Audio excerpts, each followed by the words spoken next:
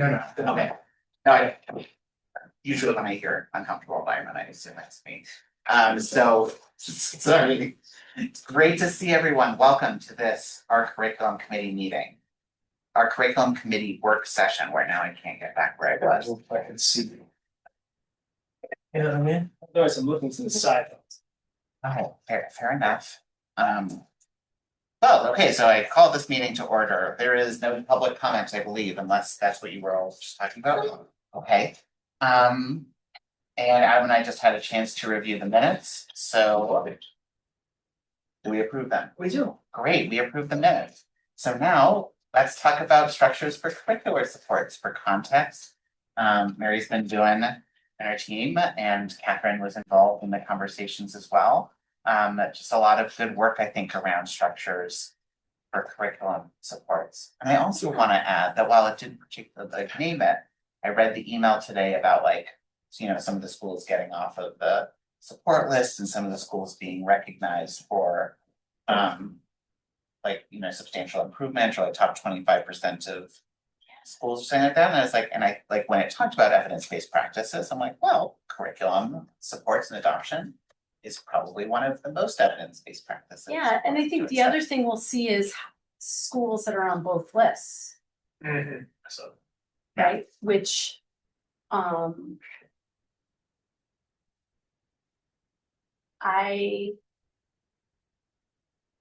want to have a conversation that centers curiosity around the state's accountability system, because we have seen significant growth in certain schools, and there's much to celebrate.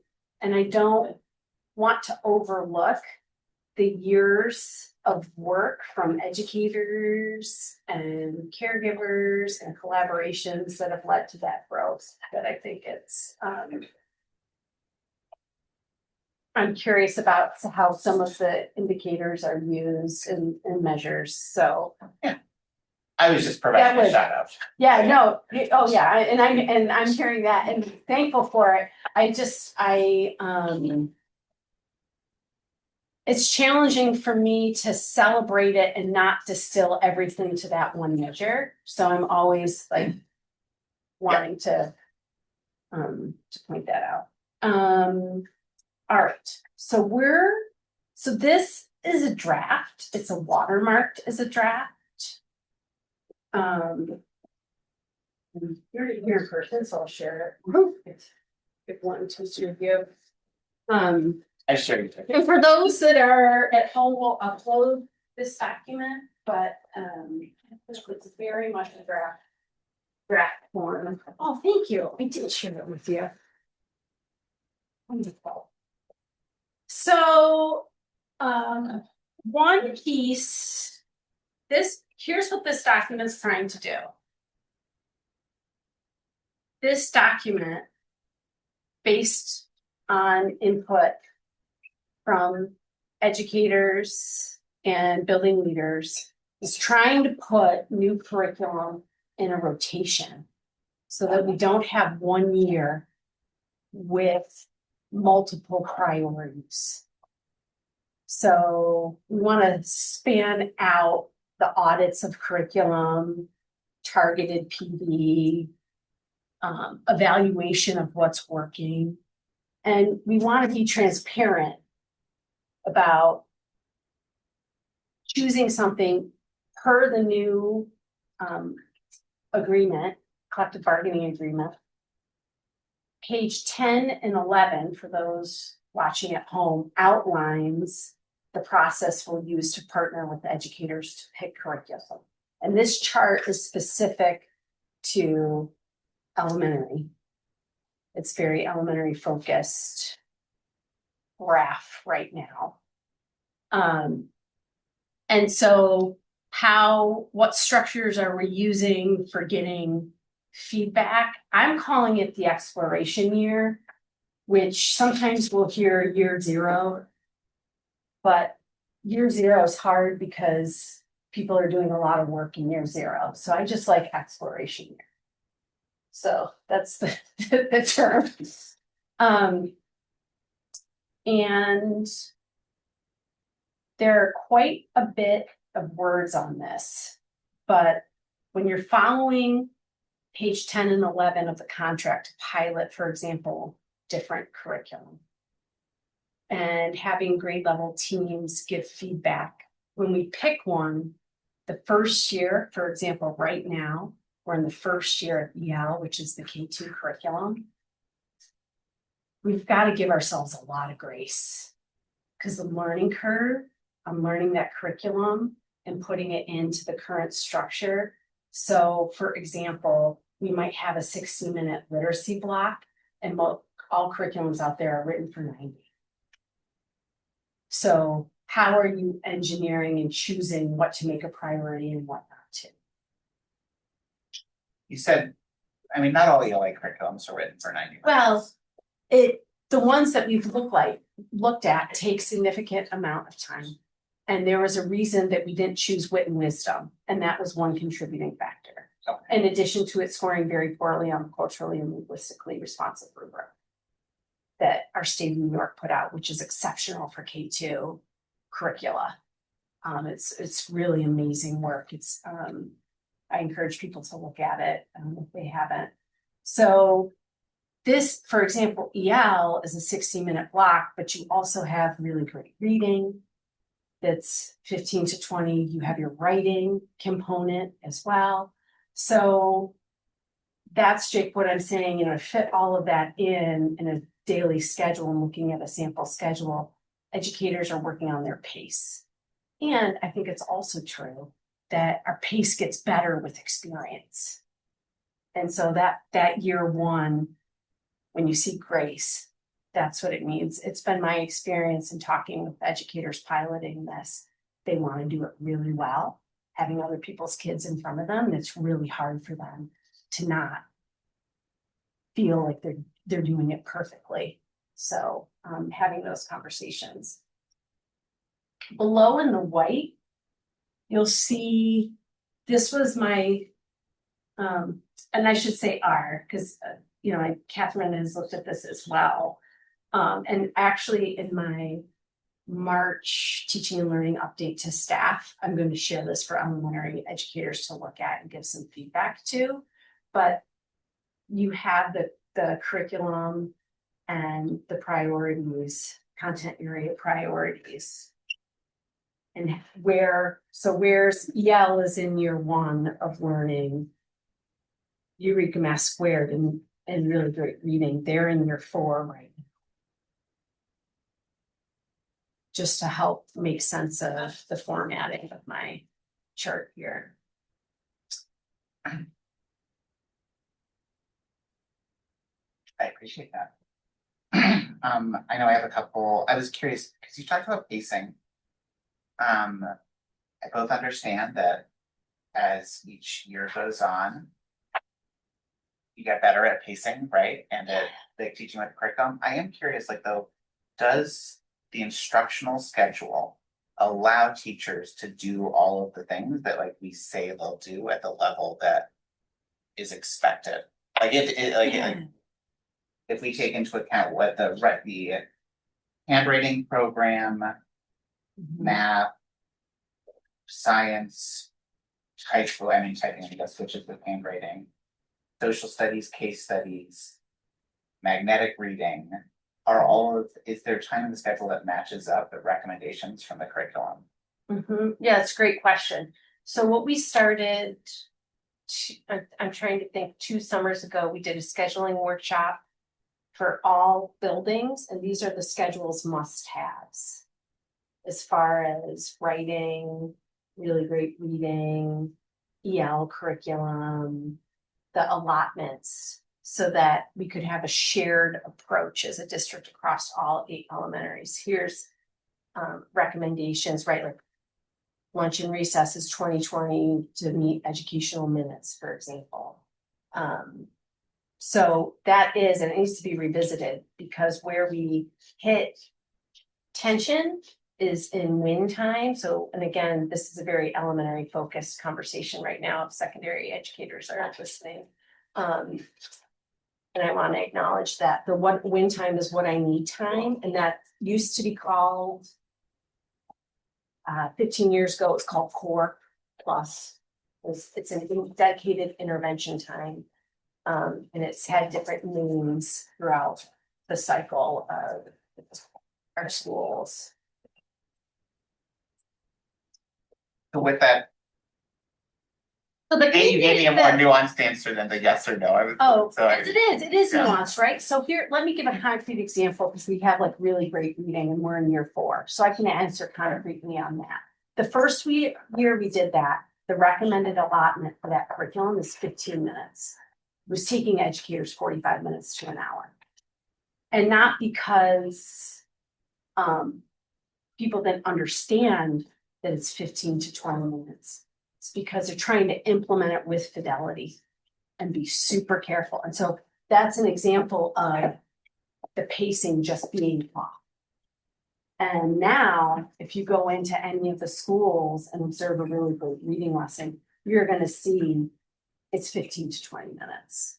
And it's consistent with what the company recommends. Can you talk about that? Like how? Yeah. So here's how it's possible. It was really, and I'm gonna just share qualitative data, anecdotal data from some walkthroughs. So, and I think actually, Adam, bless you, I think you were part of the walkthroughs of that, where we were watching it, right? So, and this can happen with EL. So there's a learning target. So the point of this lesson is this. This is what we want kids to walk away with. But there's so many teachable moments that surface.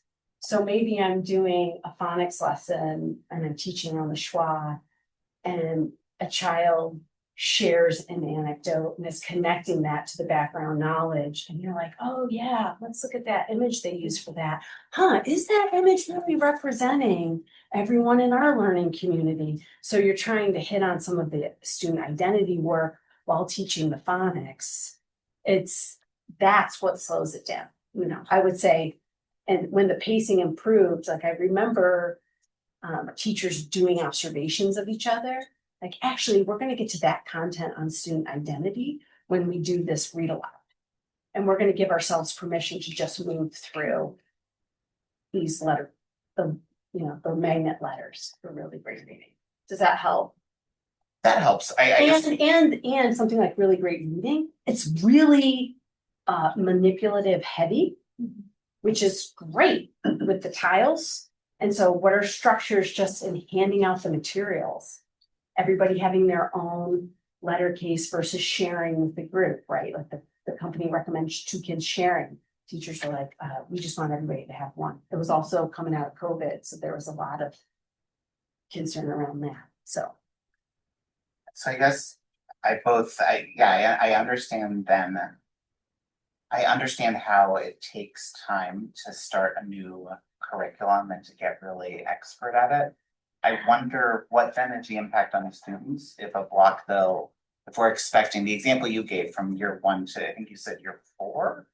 Or even 1 year it was or even 1 year. 1 year, yeah, a lot better. If a block is going over 45 minutes, then what are kids not getting? Exactly, that they're supposed to right? get? You're always making decisions as an educator, and that's the reality of implementing anything. That's why I think in and of itself, adopting a curriculum isn't enough. There's got to be sustained professional development, feedback loops for teachers to say this isn't working. Like one thing, and I don't want to speak for Lynn, who's doing a lot of work connecting with teachers on listening, input, say on EL, but the active teaching and learning strategies embedded in EL, that can take time for children to learn, let's say, the red light, green light protocol, if they've never used that. So what we're finding is there's different instructional strategies that are used also in Eureka Math Squared called something different. So if we can do a heat map of what those instructional strategies that are being used and make that transparent to teachers, you do this, when kids learn this protocol, you're gonna be able to use it across the board in these other content areas. But there's a learning curve there that I think would be disingenuous not to acknowledge. I just had a question about when the learning happens. I mean, like logistically, so like if you adopt a new, I was just thinking about like when I teach a new college class that I prep, just tremendous number of hours of preparation. It's the first time I've ever taught it. I put together a new class. And I feel like a curriculum is sort of like that in the sense of, of course, the content might be familiar because maybe you taught this particular lesson before under another, guise. But when in teacher days do teachers have time to learn enough so that they can implement it? Yes, so Especially if there's 3. Right, so right now, they have a 40-minute prep period Okay, so that's. and a 40-minute lunch. And that's That's a what contractual. the contractual is 30-30, but what the schedules give is 40-40. So that's during the, right now, right, from 7:40 to 2. That's what you're getting. Then you have for math, we have release days this year by grade level that Kat talked about. So exploring what could that look like for literacy next year. And then you have every other Wednesday PLC. And the guiding question for PLC, what are we doing that's going to change what lands on the kid's desk the next day? That's the guiding question or the filter. So, and staff meetings are on first and third Wednesdays, and those are principal led or administrator led. And the second and fourth are PLC times. And then you have summer release days. I want to be like comprehensive and also say, I don't think that, or I should say, I think we can do better, with timing for this and setting up structures and utilizing this contract that we have now in support of that. After school time for teams to unpack the module, for example. I'm really glad that you're thinking about like ways to use time, because I know I've heard like a common theme from like both talking to Catherine, talking to you, like that just intentional time to prepare for these things is really important. Yeah. I am curious about, and maybe for me it feels like a missing row or a missing column. I was again just thinking about like, okay, I'm a student. I'm in a classroom, like if it's really taking me 4 times longer to do an instructional block than needed, that probably means like that might mean I'm not like getting science or social studies all year. Like I experienced that as a student when I was in elementary school. My kids have experienced that as students, like just like missing the core content area because of timing or pacing snafus. So I'm curious, like, I don't know, like, are there any thoughts on like almost having a row for the minimum student experience, if that makes sense? Like, what's the minimum that like a student should experience, like in the first year versus the third year versus the fifth year, or does that idea not resonate? I just, because I think like there's understandably, because the teachers are the ones executing on this, like it makes sense to think about that, but just like to think about how to do it effectively. But it's hard to imagine knowing what the support level is that makes sense unless we're thinking about our baseline expectations for the student experience at school.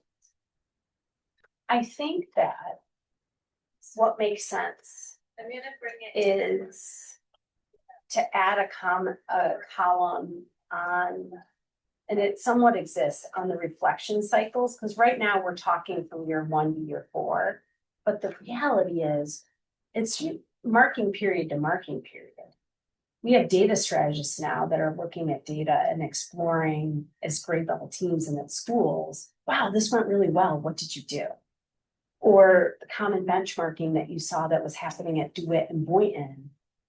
They were really excited to talk to each other about student work.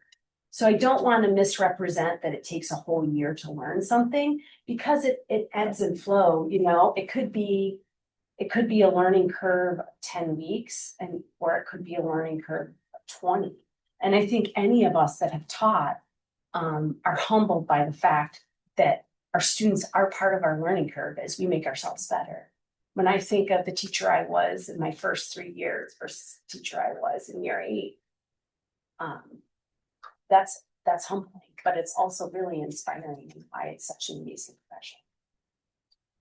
Yeah, I'm sorry, just as a very anecdotal story, I was in a second grade classroom and was present for this curriculum implemented and I was speaking to the teacher and she was like, this is the second time that this book is like, it's a longer book than it should be and it's taken to, and it was like, she had already like, just to reiterate, like, it's not like, oh, and then I'll just keep doing this for the rest of the year and never teach science. Like, it was like by the third lesson, she was like, man, I have to make some significant changes. So I think we need to also like recognize that teachers are constantly like evaluating that themselves, right? And making adjustments and to it, right? Absolutely, yeah, yeah. So I do think there needs to be additional columns that capture that. And I'd be excited to hear from educators what they think it would be and what the structures would be, because I have opinions and experiences and what worked for me as a teacher. That might not be well calibrated with what their experience is right now in 2026. It's also probably really dependent, right, on like, if you're a literacy teacher, if you're using a new curriculum, how similar or different is this to your past practices? How experienced are you generally? Are you to a new grade level? Yeah. So part of my intention, I guess, behind the question is twofold. One, I guess it's not so like maybe less the question, more just a statement. I think it is important to clarify like what students should receive, because like that's the reason why we would adopt a curriculum in the first place, to provide more support to teachers and then to provide a more coherent experience for students.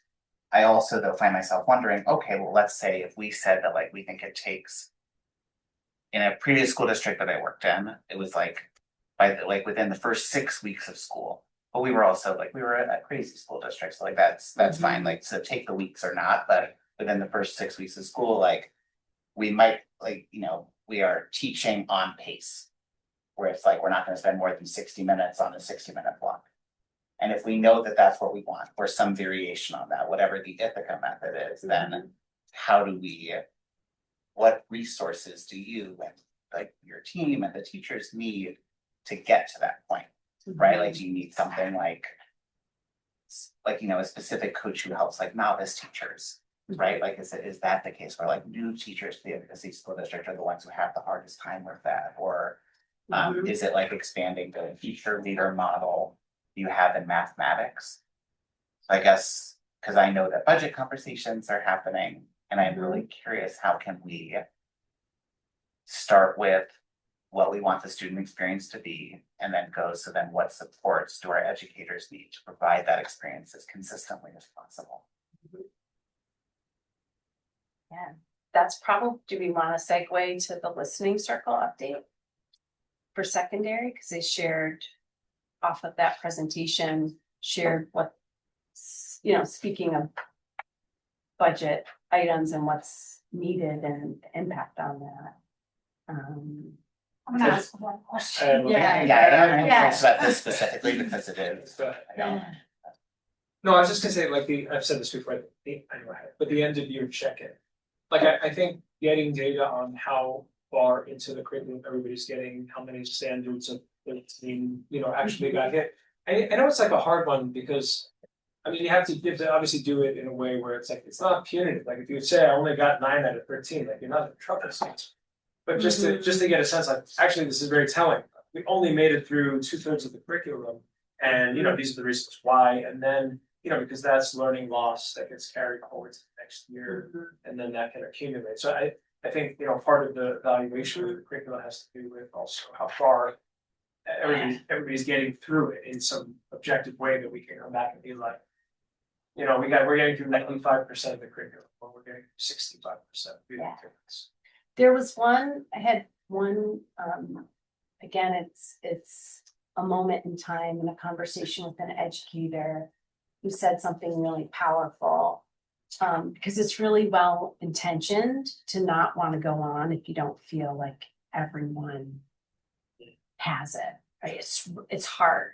And so that's what slows down, I would say. Oh, sure. Right, the coverage, depth versus breadth. And you're good. And the teacher was talking about how after the first year of the curriculum could see how the content prior was revisited in a way that it was okay if everyone wasn't at 100%.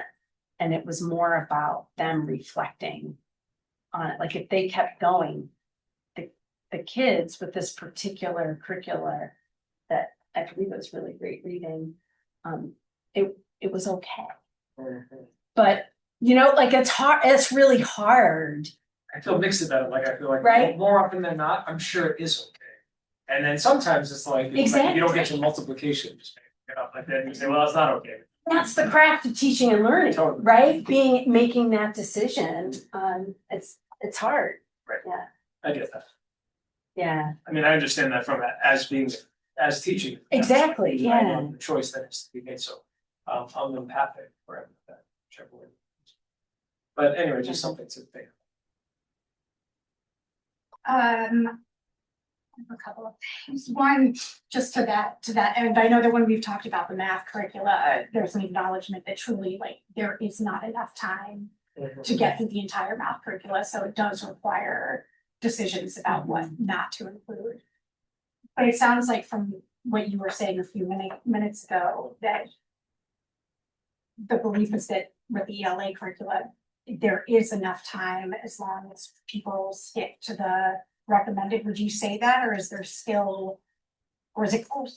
Yeah, I would say no. No, okay. Yeah, it's like, So that's a big difference, it's hard. figuring out Yeah. instructional strategies that allow you to get to the curricula that you should be, curricular, items that you should be able to get to are one thing. Having to strategize as teams to figure out what not to include because you're acknowledging that you can't is a very different. Yeah, And then if we really backwards map it, I mean, I wanna be really candid, right? We have students from 8 to 2 and we back out 40 minutes for lunch and recess and 40 minutes for music, art, library, PE. And then transitions. There's undoubtedly not enough time, I guess. And then the so question is when how you're you make it consistent compounding, what you're getting right? rid of. And everything and every subject, or I should say, curriculum that's presented, we're going, with the curricula. They're presenting, their curricula is the priority. And that is it's a challenge because it is not. And even if we had, it's not a long enough day, even if we had a longer day, we would still run into this, right? Because there are so many things that we can prioritize. I just want to, even when we think about having kids for more next year, everyone wants to everybody's got a priority for that additional 15 minutes or that 30 minutes. And So we're spending it multiple times. I do that myself and they're oh yeah, we can use that time for. So I guess my key question to that is acknowledging that of course that's the case. How much of your approach and expectations at the district level is of teachers to kind of subjectively make that decision based on their own expertise versus we are telling you that this, and this are gonna get cut because we know that they don't fit, you could say exactly what's gonna get cut. Or you could leave it to them. So Yeah, it's gotta be it's it's gotta be in partnership with them. So it's a little bit of both, and I'm not trying to like speak the answer, but it's got to be both. So let's take Eureka Mass Ford as an example.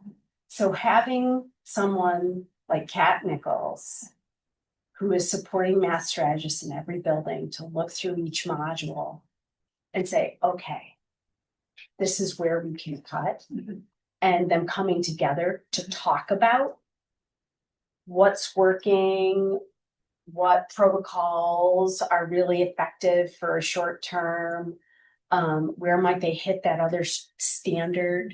So it's got to be both. You need the people doing it to say, oh, I have an idea. So And you need time together as a district, right? In a district structure like Kat's like the half days to flush out those conversations. So ideally, And if I'm you had all looking the back time there, in the yeah. world. Yeah. It seems like from year one to year two, it seems like you would have year one, then Kat, just using it as. Right. Would do all of that work with them, and then in year two, the decisions would be made about what was gonna be cut and moving forward. I wish you had. Yeah, efficiencies, right? So Right, if we so- have like someone like frequent- Kat for Yeah. multiple years, right? Yeah. 2 to 3 years. Yeah. Sticking with that content Yeah. area. And then of course, like, right, there is initiative fatigue. And people are like, okay, well, they're just gonna change it again. It's just gonna change it again. Well, we're always looking for the best thing out there. So there's gonna be we've got a 5-year commitment. Yeah. And this scope and sequence of all these words in front of you. But there might be somebody that approaches us and says, my gosh, I just tried this. It's so good. And that's where it's to our credit to have some flexibility. Yeah. So to Jacob's question originally about the budget, like, Yeah. is Kat or a position like that who can facilitate a speedier process of being able to make those decisions about how do we make a consistent, albeit cut down Mhm. curricula? Yeah. Like, is that critically important? And even if we're not talking about this specifically. Kat's role, I think, is critically important. And like, are there other ones that we? for next year? And it's in there. Cat specifically. No, or not Kat, like a Kat type. Yeah. Yeah, that's what I mean. Yeah. Yeah, but Yeah. like, we talked the other day about. And the math strategist role, which is an overage at each building of 0.167. That's really crucial at the elementary level because there aren't department leaders at the elementary level, for example. And so it's the data strategists who are doing this, is that right? Yeah, and then Lynn, do you want to come talk about? I don't want to. Yeah, this is making me think a lot about EL, which is our newest adoption in K2, and we don't have English or we don't have ELA strategists, and I don't know. I don't know if that would be helpful or not. Just like thinking about the life of an elementary teacher, which I was one for 10 years. It's been a long time, but you were doing it all, right? So we've really gone heavy in on math this year. So it's like you can't PD people too much. But what we have done is pull together an advisory group of teachers from each grade level in K2 to begin unpacking some of the implementation issues we're seeing with EL and planning from that. And so like we're mapping out a plan for summer work that involves that guided protocol of grade level teams of teachers doing that lesson by lesson, module by module review to do that prioritization. And then thinking about then how do we turnkey that? So thinking about using our dates in August and then borrowing from Cat Start and say next year we're not going to focus on math during the release dates, but we're going to do ELA so that we can preview before each module what those are. I think and to Mary's point, like yes, students are part of our implementation learning curve, which is just the nature of schools and humans. That how the first year our EL coaches that we're working with use the analogy of like your first pancake, right? And like it's never turns out that well in the pan. But going through that experience, making that first pancake, we're learning a lot and not being too eager to start the cutting process because we have to like really elevate what is most essential, right? So helping teachers understand more how the curriculum is designed so that like a teacher might say, there's no writing in this, and be like, well, actually, here are all of the things that make it a comprehensive writing curriculum. So when we have to do this part of the lesson, you might not like it, but this is actually one of those essential pieces we're gonna cut over here. So I think like, yeah, it's like moving from year 1 to 2, we have a lot more information to make those informed cuts. And yeah, we're gonna use teachers, we're gonna use teacher leaders, yeah, that are just have stepped up, right? Yeah. That's To do that work. You know, we do have days with EL coaches. Is that their title officially, or implementation Yeah. specialists? And the feedback that I have heard is we actually want time together without the EL implementation strategists to have these conversations. Which just speaks to like the genius in the room and the teacher collaboration. I think in the gift of time. And I want to add to what Lynn said. Wait, I do have a clarification first. What's the rationale for wanting a meeting specifically without the coach? Well, they have specific days and specific times and a very specific structure where they'll pop into your classroom, observe you, you'll meet with them in half an hour. So that's fine. Like that's supportive. That can be helpful, but it's really helpful if all of us are teaching first grade. I want to hear from you because I might look at the lesson plan, the one module that includes rocks, and you go out and you pick a rock. That's a really important part of that lesson. And as a teacher who wants to have some control of all of the first graders in front of me, it might be really hard for me to say, I'm going to go outside and everybody's going to pick a rock. And it's going to take time. But that's going to be really important part of the lesson for movement and to actively engage children in building background knowledge. And you might know that, and I might not. And so me hearing that from you versus someone who's just watching and not actively doing it too is different. It's just received differently. That's what I mean. Yeah, I think, yeah. That I want to be careful. Like, I actually really want some of EL leaders that Lynn's working with at the table because I really don't want to speak for them. Yeah, like that. There's very protocol heavy working with the EL and we've had several PD experiences where it's kind of been the same thing, and they're like, we want the next level. So some of that is also just me working with our EL team, in which we have that we're restructuring the next coaching days so that the EL coach will be co-planning and co-teaching a lesson with a teacher, and we will be inviting other teachers from other schools to come and be part of that planning and then observing the lesson process, which is something we've heard a lot from teachers that they want to see. So I think it's just that ongoing like. You have somebody right behind you that's really supportive of everything that you're saying right now.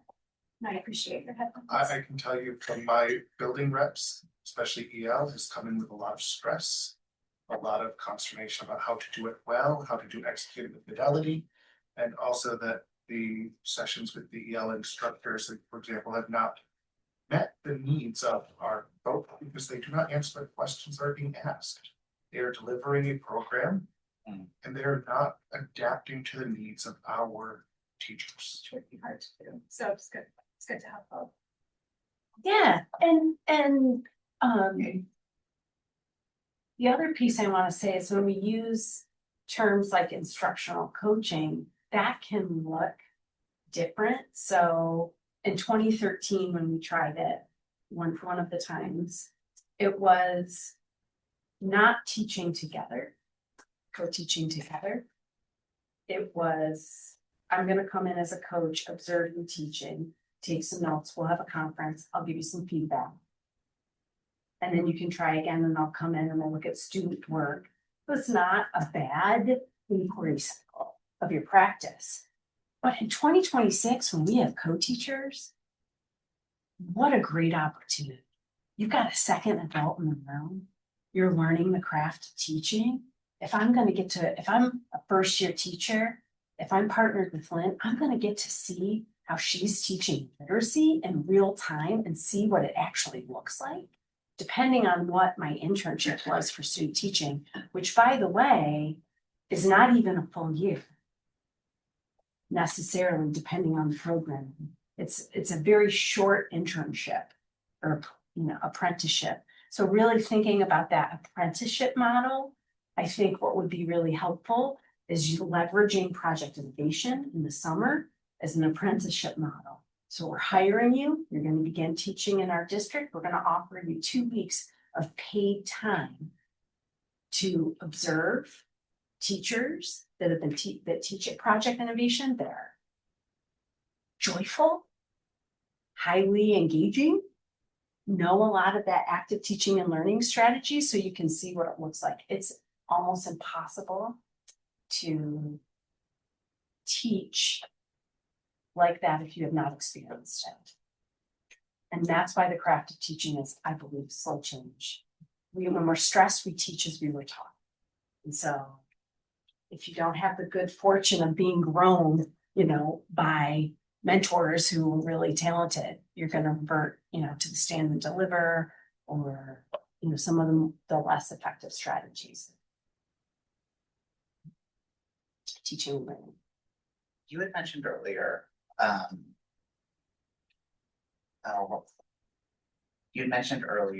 Lynn, I think that you weren't sure if it would be productive to have someone like, obviously, I don't want to keep on saying Kat because I love Kat, but we can't actually clone people from my understanding, but like a MAPS did not have an ELA strategist because of like PD overload. And I guess it was because in my mind I thought if we're in the middle, if we're trying to go from learning to refining, and then we're like still in all of these other there's a lot of literacy initiatives, and I assume a lot of data, I assume a lot of coaching, and also just a lot of district-wide structures, and just I guess like for lack of a better term, quality control, right? Like our students get it, like how can we connect educators from X school to this school, like to share practices?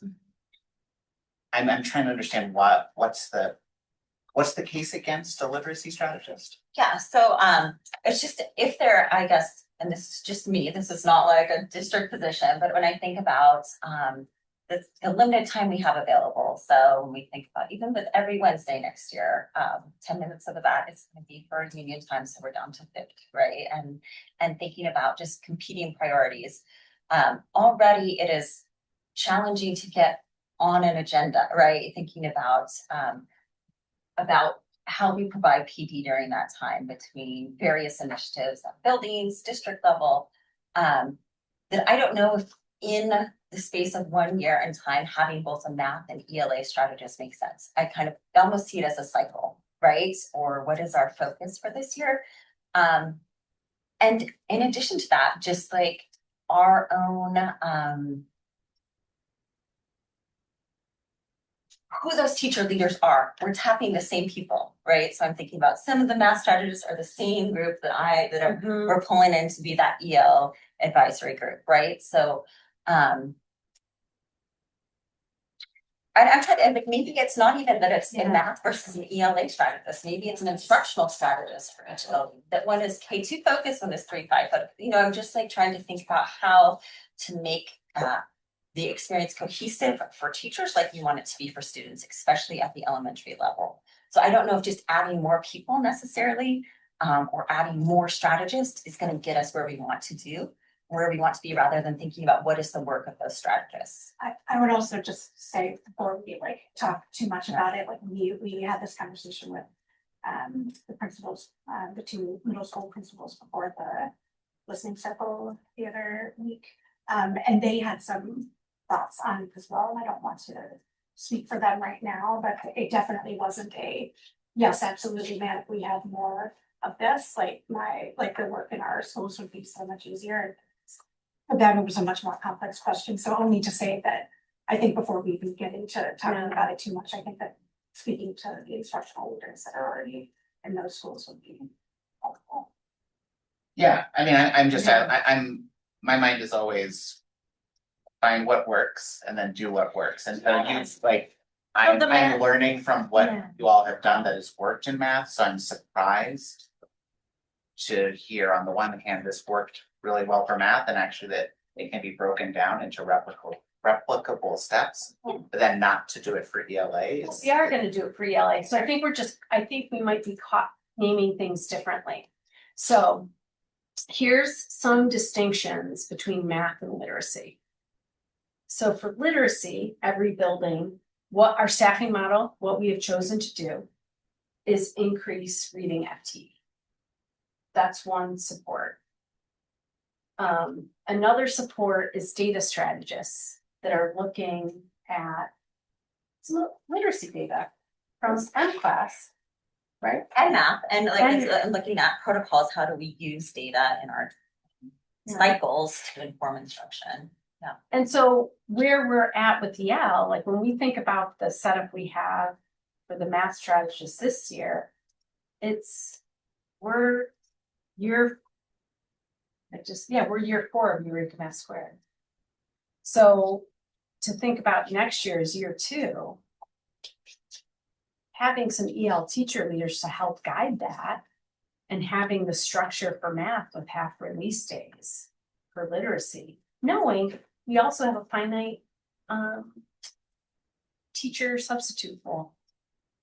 So we've got to engineer that in a way so that people feel that they can leave their classrooms and there's going to be somebody there to teach. Like that's just a real thing. It's real frustrating to write a sub plan and then leave the building and find out that the sub you booked wasn't available at last minute and maybe not even come to the training.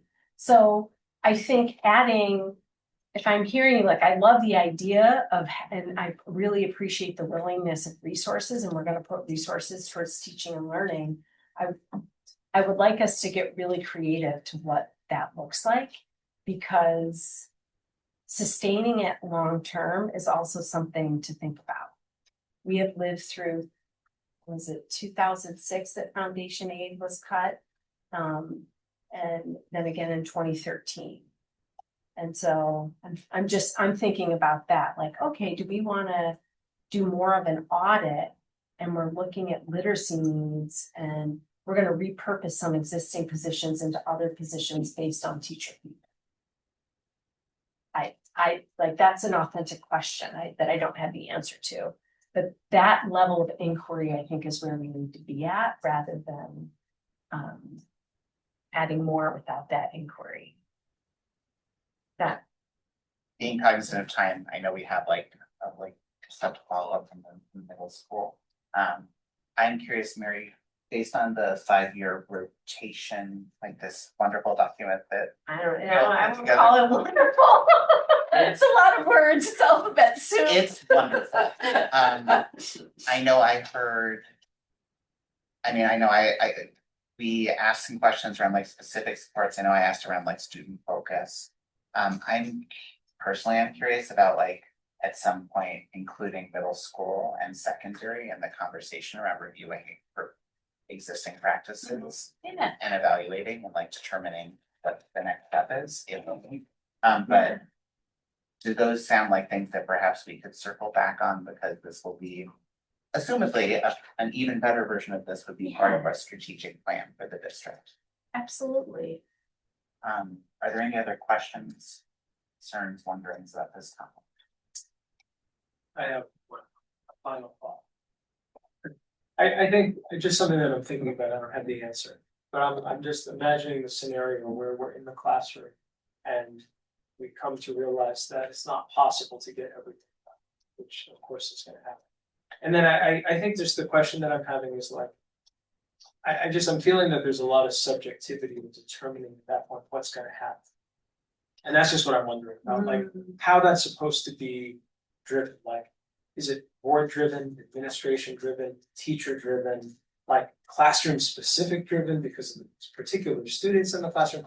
And like, I can appreciate all of the subjectivity. And I also have a question about like priorities. Like, I just would wonder that, like, okay, if we only have, 17 minutes left and we can't possibly get to everything, what should we do with 17 minutes and who should make the decision about that?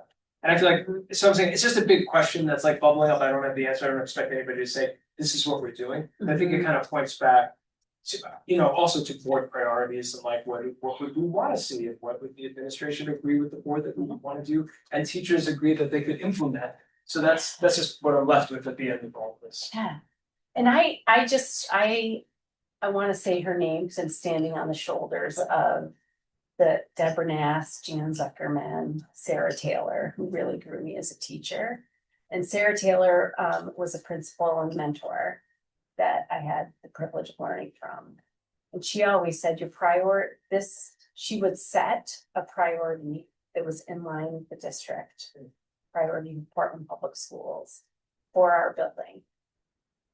And would bring us back to that. Yeah.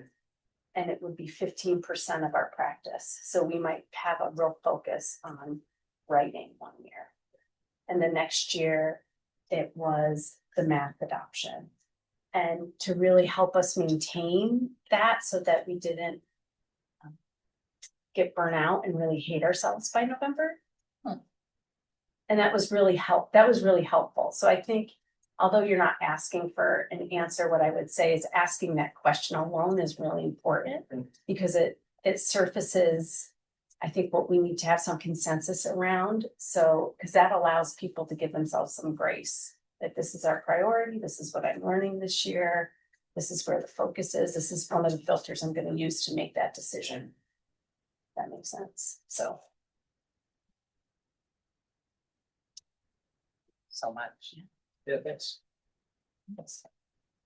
Well, next up, I know what, and I assume these are connected, right? Our instructional rounds connected to the literacy listening survey. It's like from the same. yeah, so I just keep buying them.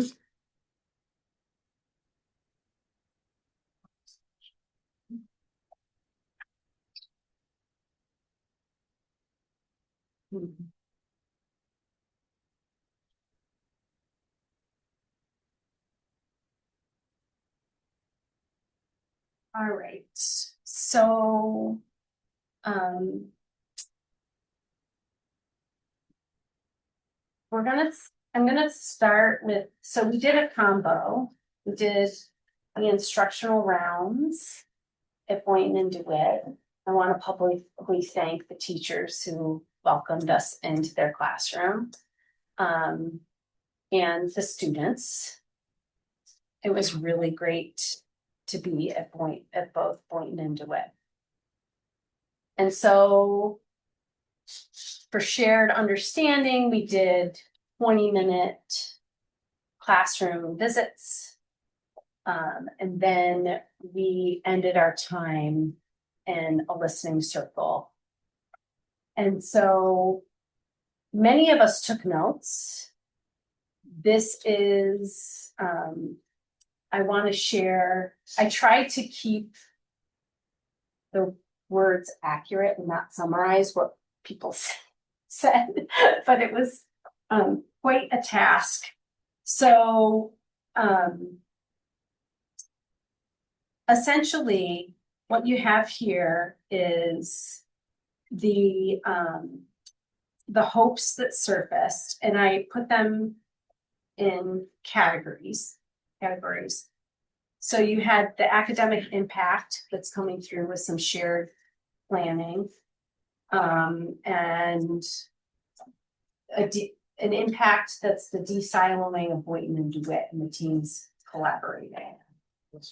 And then just a celebration of student interest being part of the feedback loop of the text chosen and the joy that they're seeing in their classrooms. On the back, you have the top 3 concerns and needs. And so, and again, this is my summary, so we might get feedback from people, oh, that's not quite what I meant. I would categorize a group of the concerns as student need outpacing current structures, so having to be a little bit more flexible, say with scheduling and the options for what any kind of, and this was specific to literacy intervention could look like.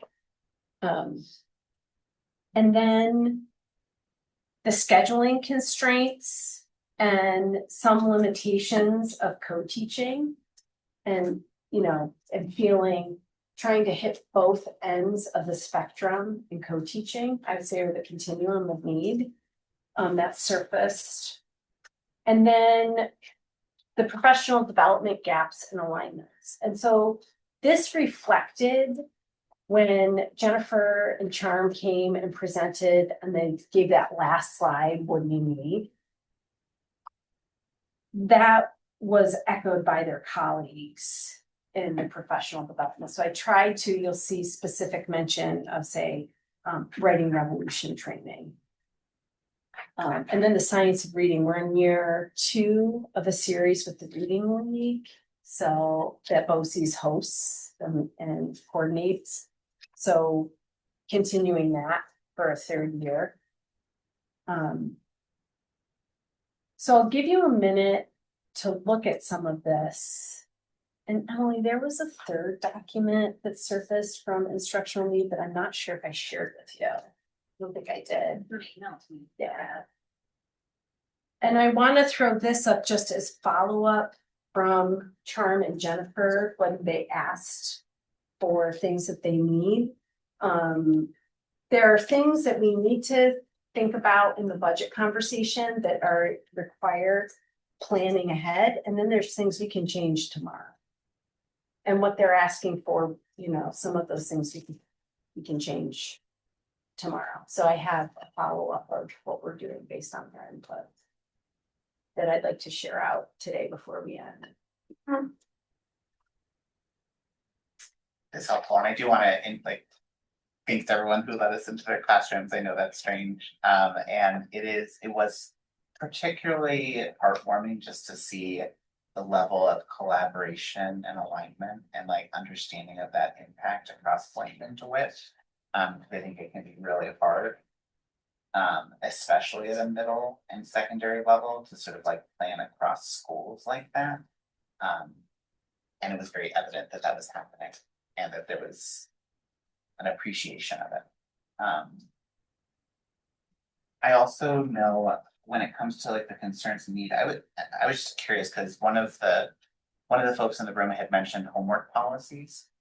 And I then looked at our board homework policy and I found myself thinking, I found myself wondering if the policy matched the approach. Because I heard the educators talking about we're working together, we're creating alignment, but then our policy seems very I guess not around alignment. And so I'm curious, is that something that's on the list to be looked at, or is that something that the curriculum committee, is that something I should ask the board, hey, can we look at this, or do you have thoughts on it, Mary? No, it was something that I apologize, I'm trying to find this document, but I'm just gonna pull it up because I don't think I shared the right one with you, Emily. I'll just pull it. I'm sorry, I didn't mean to throw you. Yeah, no, I had that on a list of follow-up for me because it was a comment that was made by one of the educators shared that I was like, oh, that's hasn't surfaced as a priority for me in a conversation like that in a few years. I remember attending a curriculum night as a parent and the whole room turning around and asking me to speak about the homework policy for the district.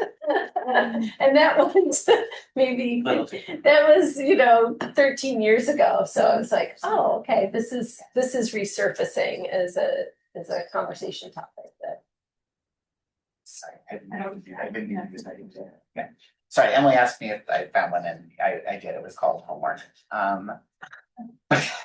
So what I want to say is here's I actually can do this from memory, so I don't need the document, but I will find it and add and share it with you. Share the right document with you.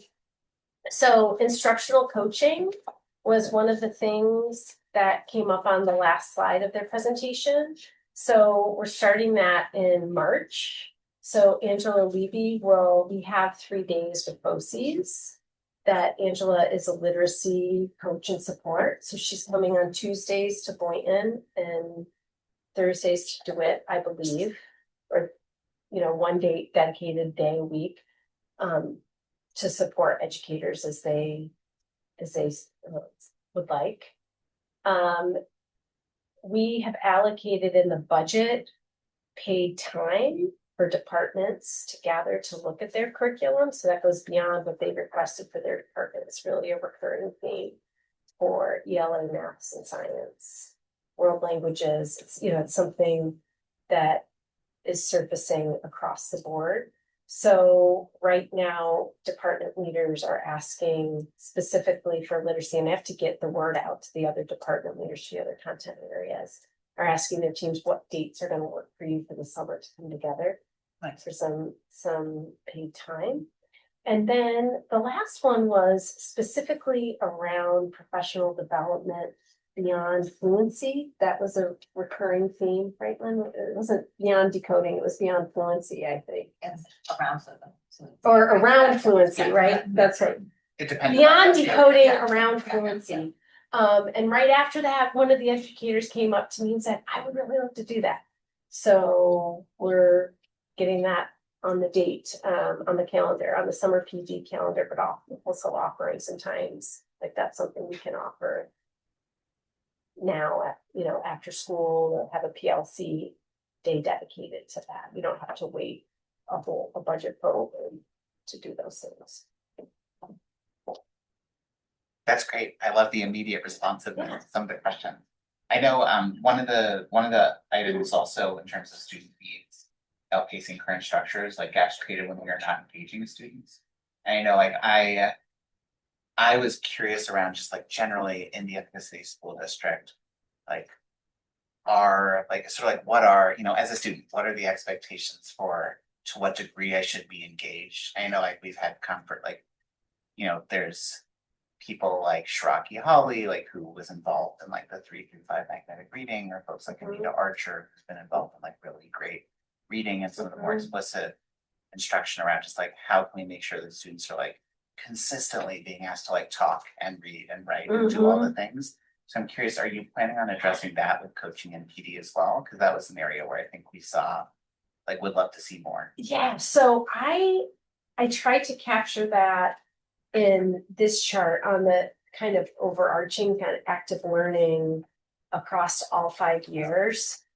So last summer we piloted, and this is on my to-do list. I have not talked to Chris Barley yet, but we piloted doing a small cohort who did the Dr. Shiraki Holly binder study, and then in the afternoon, and then the following day would go in to Project Innovation and see what those strategies look like in real time. So if I'm trying to learn the craft of teaching, I'm going to see somebody I'm going to read about it. Okay, that's what this protocol is. And then I'm going to go in and see it. And then how can we as administrators be modeling structured pairs, turn and talk in our staff meetings so that educators are using that in their classrooms, right? That's behind your question is a point about this active teaching and learning and the strategies we need to use. And so that's continual.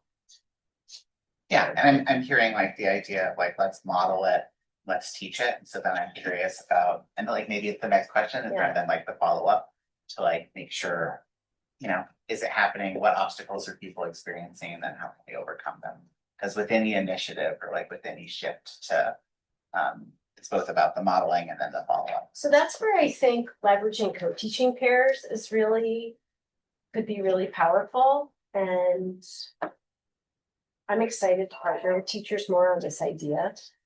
So when I was co-teaching, there would be some times where my teacher, my co-teacher that I was working with, would actually be tracking the student talk time versus my talk times. In addition to if you're looking at the co-teaching model of one teach, one assist, and walking around and supporting students, she also was just kind of paying attention to, and she could give me as a peer that feedback, oh, Mary, that was, you did most of the talking.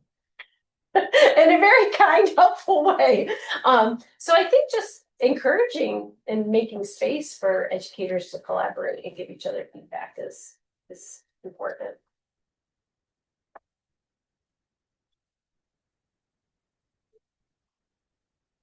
Other questioning.